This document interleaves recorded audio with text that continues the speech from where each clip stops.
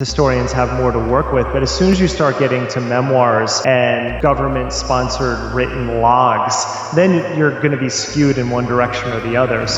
Well, I'll answer that in two ways. I'll go broad and then a little more towards conspirituality. The broad one is, and this isn't, a 100% bulletproof, but in general, it's often people without strong social support networks. If you're spending a lot of your time online and you're disconnected from your tribe or your groups or the people that you're around that can check you, then it's very easy to get indoctrinated into any sort of ideologies. One reason where I've worked in fitness and the wellness industry for decades, and one reason I feel like that I never fell into any sort of rabbit hole was because I have a large network of friends from a wide group, from many different groups, and anytime I would float something that seemed a little ridiculous, I would get called out. And that's really important. Like, those checks and balances are necessary, and even though everything feels so close because of these I've never met you in person, we're just meeting now, but we can have rapport and build a relationship from this, and that gives a false sense of security that doesn't actually necessarily exist. So those real world connections, the lack of them, make people very vulnerable to conspiracies.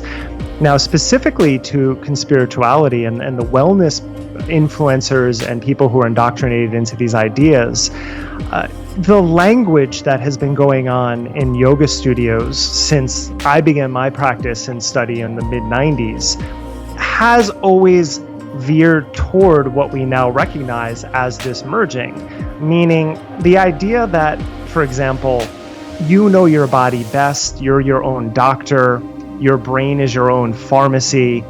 All these ideas this rhetoric has been perpetuated throughout this industry for a long time. So when you get to something like a pandemic, you have a community that is generally not engaged in their local civics. They don't necessarily vote. They don't know who the representatives are. They don't really have to pay attention to politics.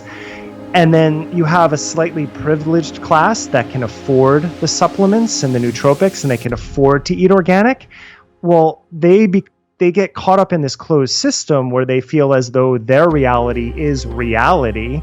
And so they become very vulnerable to conspiracy theories as well, because, well, if it's not affecting my life, then why should I, it must not be real. And that's just not, if you look at it from a globalized perspective, that's just not how the world operates.